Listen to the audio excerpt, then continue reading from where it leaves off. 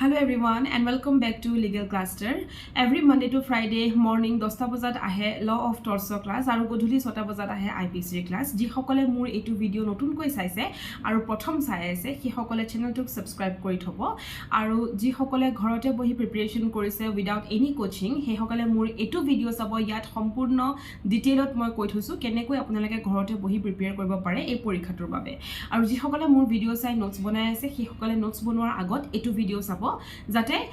Notes বনাওতে আপোনালোকৰ একো ধৰণৰ ৰং নহয় আৰু প্ৰপাৰলি আপোনালোকে নোটস বনাব পাৰে উইদাউট ওয়েস্টিং ইওৰ টাইম আজিৰ এই ভিডিওটো এই লেকচাৰটো জুৱা ক্লাছৰ পিছতে যিখিনি থাকি গৈছে সেইখিনি সো আজিৰ ক্লাছটোত আমি সৰু সৰু কিছুমান টপিক লৈ আহিছো আৰু সেই সৰু সৰু টপিকৰ মাজত জয়েন্ট টৰ্ট ফিজাৰ এজল্ট ব্যাটাৰী এনেকুৱা ধৰণৰ কিছুমান টপিকস সেই টপিকসখিনিৰ প্ৰিলিমছত কোনটো টপিক প্ৰিলিমছত বেছি ইম্পৰ্টেন্ট কোনটো মেইনছত বেছি ইম্পৰ্টেন্ট কোৰ পৰা মেইনছৰ কেনেকুৱা ধৰণৰ কোৱেশ্চন আহিব পাৰে আহিলে আপোনালোকে কেনেকৈ আনসাৰ লিখিব সেই গুটেখিনি বস্তুৱে মই আপোনালোকক আজি দি দিম লগতে অকনমান নোটছ মই দিও গতিকে সেইখিনিও আপোনালোকে লিখি ৰাখিব বুলি আশা কৰিলো আৰু লিখি এটো কাৰণে ৰাখিব পিছত নহলে আপোনালোকে স্ক্ৰল কৰি কৰি তললৈ গৈ চাবলে বহুত দিগদাৰ হ'ব যেহেতু মোৰ ক্লাसेस এটা বছৰৰ হ'ব এটা বছৰৰ কোচিং মই দি আছো আৰু যিসকল অকনমান লেট হৈছে মোৰ এই ভিডিও সোৱাত হেসকলে মোক কন্টাক্টটো কৰি থবলৈ নাপাহৰিব কন্টাক্ট কৰি থলে মই আপোনালোককো হেতু বস্তু এটা ওয়ে আউট কৰাই দিব পাৰিম আজিৰ ভিডিওটোত আমি যেটো প্ৰথম টপিক লৈ আহিছো হেতু হৈছে জয়েন্ট টৰ্ট ফিজাৰ আৰু জয়েন্ট টৰ্ট ফিজাৰ মানে হৈছে যে যেতিয়া সেভাৰেল পাৰসনে এটা টৰ্ট কমিট কৰে সেই যেতিয়া সেভাৰেল পাৰসন লাগি থাকে হেতুকে জয়েন্ট টৰ্ট ফিজাৰ বুলি কয় so in a simple word আপোনালোকে বুকৰ পৰা ডাইৰেক্টলি নিলিখি এনেকৈ লিখিব পাৰে when several persons join in committing a tort they become joint tort fizzer কাৰণ আপোনালোকৰ কোৱেশ্চন কেতিয়াবা আহিব who are joint tort fizzer আৰু তাৰ পিছত দিব discuss the law relating to contribution between joint tort fizzer আপোনালোকে এই কোৱেশ্চনটো লিখি ৰাখিব এনেকৈ কোৱেশ্চন দিলে কেনেকৈ উত্তৰ লিখিব মই কৈ আছো আৰু লগতে এই যেটো জয়েন্ট টৰ্ট ফিজাৰ তাত আপোনালোকক এটা কেস ল বিশেষকৈ যিসকলে গ্ৰেড 1 ৰ প্ৰিপেয়াৰ কৰি আছে এই কেস লটো এক্সট্ৰা কৈ চাব মেৰি ৱেডাৰ ভাৰ্সেস নিক্সন আৰু এটো কেস ল বহুত ফেমাস এটা কেস ল হয় আৰু যিসকলে গ্ৰেড 3 ৰ বাবে প্ৰিপেয়াৰ কৰিছে এই কেসটো কিন্তু মেনশন কৰিব যেতিয়া মেইনছৰ কোৱেশ্চন আহিব জয়েন্ট টৰ্ট ফিজাৰৰ আপোনালোকে এই কেসটো মেনশন কৰি থৈ আহিব যাতে আপোনালোকৰ মাৰ্কস কেৰি কৰাত অকমান সুবিধা হয় লগতে আৰু এটা কথা মই কৈ ৰাখো যে এটো যেটো কেস হয় মেৰি ৱেডাৰ ভাৰ্সেস নিক্সন এই কেসটো আমাৰ ইন্ডিয়াত এপ্লিকেবল কেসটোৰ যিখিনি মানে ল আছিল যিখিনি ল লে ডাউন কৰিছিলে সেইখিনি ইন্ডিয়াত এপ্লিকেবল হয় নে নহয় সেই বস্তুটো ইয়াত আপোনালোকক কেতিয়াবা সুধিব পাৰে গতিকে আপোনালোকে ফাৰ্স্ট যেটো ৰুল ৰিলেটিং টু জয়েন্ট টৰ্ট ফিজাৰ্স হেতু আপোনালোকে টৰ্ট ফিজাৰৰ প্ৰথম ডেফিনিশনটো দি লব ডেফিনিশনটোৱে হৈছে when several person join in committing a tort they become joint tort fizzer কোনোবা যদি লিখি আছে লিখিব পাৰে all person who in the eye of law are responsible for the same tort are to be dealt with as joint tort fizzer who are called joint tort fizzer বুলি আহিলে একনে লিখিব লাগিব ঠিক আছে তাৰ পিছতে আপোনালোকে এটা উইনফিল্ডৰ ডেফিনিশন বুকত আছে আপোনালোকে সেই ডেফিনিশনটো দিব পাৰে আপোনালোকক পঢ়াবলৈ মই 3-4খন বুক ইউজ কৰিছো গতিকে আপোনালোকে যিখন কিতাপে ইউজ কৰিছে তাত যদি কোনোবা ডেফিনিশন আপোনালোকে পাই আছে সেই ডেফিনিশন আপোনালোকে ইয়াত ইউজ কৰিব পাৰে সো আপোনালোকক মই পঢ়াবলৈ যেহেতু টৰ্টছৰ বেৰেক নাই গতিকে আৰকে বাংগিয়া লৈছো মই জেএন পাণ্ডে লৈছো বিএম গান্ধী লৈছো আৰু এমএন শুক্লাৰ কিতাপখন লৈছো লগতে মোৰ আগৰ নিজৰ নোটস আৰু এতিয়া বনোৱা নিজৰ নোটস সেইখিনিও মই লৈছো সো এই গুটেখিনিৰ মাজত আপোনালোকে যেটোৱে ডেফিনিশন পাইছে মই উইনফিল্ড বুলি নহয় বা যে ডেফিনিশন পাইছে আপোনালোকে তাত ভৰাব পাৰে ডেফিনিশন হিচাপত দেন আহি গল আপোনালোকৰ এটো যে ইন্ডিয়াত এই লটো মানে এপ্লিকেবল হয় নে নহয় এই যেটো মেৰি ধৰক যদি আহে যে যেটো ৰুল লেড ডাউন কৰিছিলে মেৰি ৱেডাৰ ভাৰ্সেস নিক্সন এই কেসটোৰ সেই ৰুলখিনি এপ্লিকেবল ইন ইন্ডিয়া হয় নে নহয় সো হেতু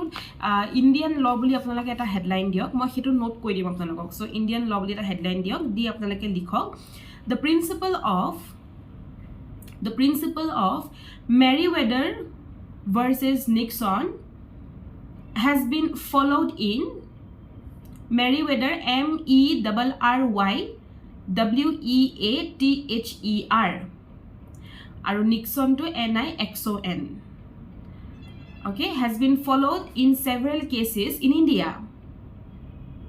full stop but comma the Nagpur High Court has definitely held that The Nagpur High Court has definitely held that it does not apply in India. It does not apply in India. Where, comma,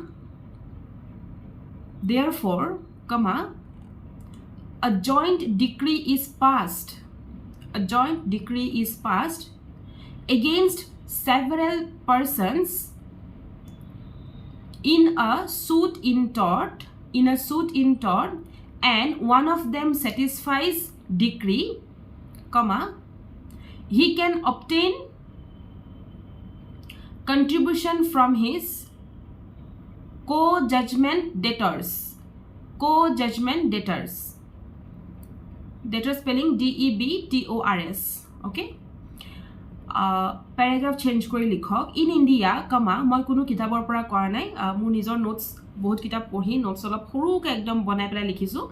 Gotike apnaloke etu likhi rakhibo. Paragraph change kori likhok. In India, comma, the rule in Meriwether versus Nixon, the rule in Meriwether versus Nixon has been limited to cases of conscious wrongdoings where the principle of apostrophe eta dipela likhok in peri delicito in gap dipelai peri PARI gap dipelai delicito DELICITO inverted comma close etu eta horu maxim hoy would be applicable full stop. Etia in peri delicitor mane hoise in equal fault. Yar meaning to in equal fault. It's a small maxim keteba ahibo pare gotike etu eta likhi uthok meaning to. Okay, so ako paragraph change kori likhok. Another case eta moi diu in Khushro KHUSHRO S capital S dot Gandhi versus capital N dot A Guzdar GUZDAR Gujdar bracket out likhok AIR 1970 bracket close. The Supreme Court has held that in the case of joint tort feasors, the plaintiff must have received full satisfaction from a tort feasor, comma, before the other joint tort feasors can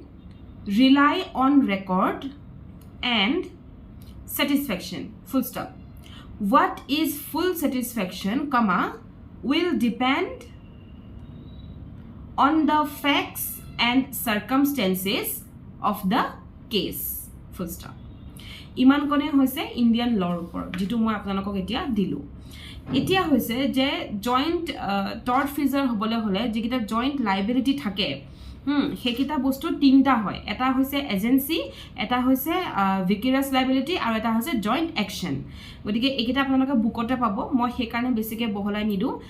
আপোনালোকে যিখনে book use কৰিছে গোটেইখনতে আছে গতিকে the joint liability arises under the following circumstances বুলি দি agency then vicarious liability আৰু joint action এই তিনটা বস্তু অকন বহলাই লিখিব লাগিব so কি প্ৰিন্সিপল জয়েন্ট টৰ্ট ফিজৰত লাগে সেই প্ৰিন্সিপল কিটাও আপোনালোকে পাব সেম বুকতে আছে আৰু যাৰ বুকত নাই মই দুটা প্ৰিন্সিপল আপোনালোকক কৈ দিও প্ৰথমটো হৈছে সো প্ৰথম লিখি লওক in case of liability for joint tort feasor the following principles are to be followed. Number 1,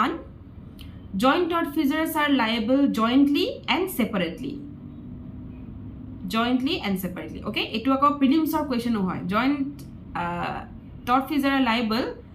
Number 1 dibo jointly, number 2 dibo separately, number 3 dibo both jointly and separately, number 4 dibo either jointly and separately. Gotike ei either or and ebulakot khelemin nokorbo yat likha ase jointly and separately. Okay, so number 2 likhok judgment against one tort feasor is no bar for action against other এটো এটা প্ৰিলিমছৰ question সদায় মনত ৰাখিব joint টৰ্ট ফিজৰ যেটো আমাৰ chapter হয় এই গুটেই চ্যাপ্টাৰটো actually মেইনছত question নুখুধে আজিলৈকে খুধাই নাই গতিকে আপোনালোকে সিধাই চাব প্ৰিলিমছ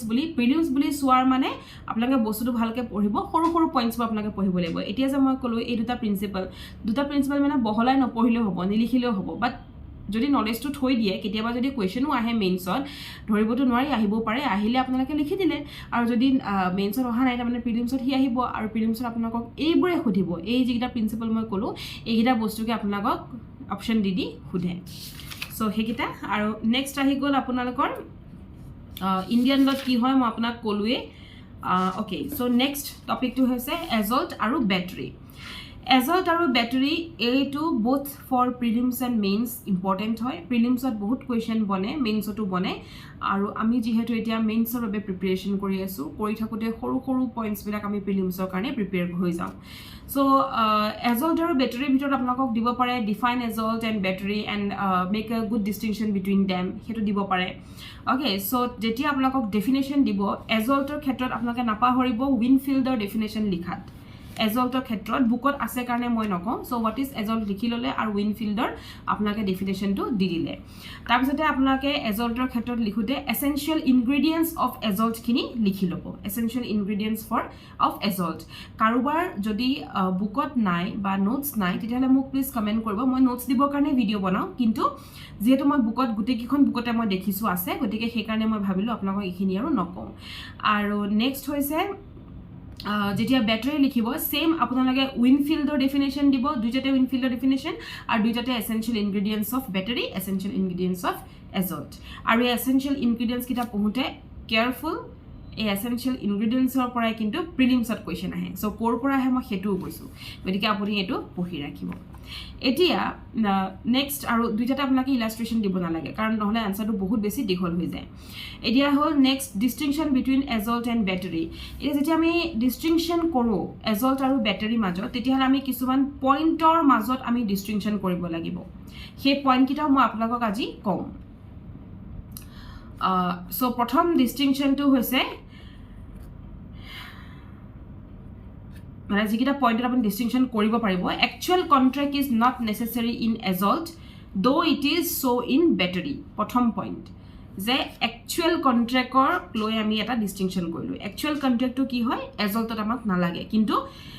ব্যাটাৰীত আমাক লাগে ওকে হেতু আপোনালোকে কৰিলে মানে ফিজিক্যাল কন্ট্ৰাক্ট একচুয়াল কন্ট্ৰাক্ট মানে হৈছে ফিজিক্যাল কন্ট্ৰাক্টটো দেন নেক্সট পইণ্টটো হৈছে Next point to hoise an assault is an attempt at battery or threat to commit a battery. Okay, এটা next point. তাত আপোনালোকে ফেডাৰিক পোলকৰ কথাটো লিখিব পাৰে যত পোলকে কৈছিলে battery include assault it may be described as inchaotic battery where the wrongful act falls short of actual physical contact but causes a reasonable apprehension that the party threatening intends immediately to offer violence. This is an assault. Okay, এটো বস্তু আপোনালোকে লিখিব পাৰে ফেডাৰিক পোলকে কোৱা কথাটো next আহি গল ডিফেন্সেস to an action for এজল্ট or ব্যাটাৰী তাৰ মানে এজল্ট আৰু ব্যাটাৰীক আমি জাস্টিফাই কৰিব পাৰো কি গ্ৰাউণ্ডত সো সেই গ্ৰাউণ্ড কিটা মই আপোনালোকক কৈ দিছো আপোনালোকে হেডলাইন লিখক defences to an action for an assault or battery underline কৰক তাৰ তলত আপোনালোকে লিখক assault and battery may be justified assault and battery may be justified on the following grounds কিটাৰ মই আপোনাক নাম কিটা দিম টপিক মানে নাম কিটা দিম তাৰ ভিতৰখিনি আপোনাক নিজে লিখিবও পাৰিব বুকখন পঢ়িলেও পাৰিব সো নাম্বাৰ 1 হৈছে defence of person number 2 defence of property আৰু যদি আনসাৰ বেছি দীঘল হৈ যায় এই অকল নাম কিটা দিলে হ'ব number 3 expulsion of trespasser Number 4, retaking of goods. Number 5, lawful correction. Number 6, leave and license. Number 7, preservation of the public peace. And last one, number 8, statutory authority. Eto question site hobo bhalkoi. Okay, so ajiloi imane kaile ami loi him false imprisonment logot aru kiba kibi horu topics.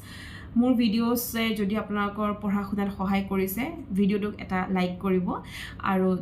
যিমান পাৰে ভিতৰুৱা অঞ্চলৰ ল'ৰা ছোৱালী যি কোচিঙৰ অভাৱত পঢ়িবলৈ অসুবিধা পাইছে গাইডেন্স পোৱা নাই সেই সকললে আপোনালোকে ভিডিঅ'টো শ্বেয়াৰ কৰি দিব আৰু ক'ব লগতে যে যদি কিবা কথাও থাকে সুধিব লগা মোৰ যিকোনো ভিডিঅ'ত কমেন্ট কৰি দিলে হ'ল মই ৰিপ্লাই কৰোঁ আপোনালোকে জানে এভৰি স্যাটাৰডে মই ৰিপ্লাইং ভিডিঅ'জ লৈ আহোঁ টক উইথ প্ৰিয়া অশ্বিনী বুলি যিখন প্লেলিষ্ট আছে তাতে আপোনালোকে ভিডিঅ'জ পাব তাৰে আৰু মোৰ লগত কন্টেক্ট কৰিবলৈ তলত ডেছক্ৰিপশ্যন বক্সত ইচ এণ্ড এভৰি লিংকছ দিয়া আছে লিংকলৈ গৈ এবাৰ চাব আৰু মোক কন্টেক্ট কৰিব পাৰিব আজিলৈ আহোঁ কাইলৈ আকৌ লগ পাম নমস্কাৰ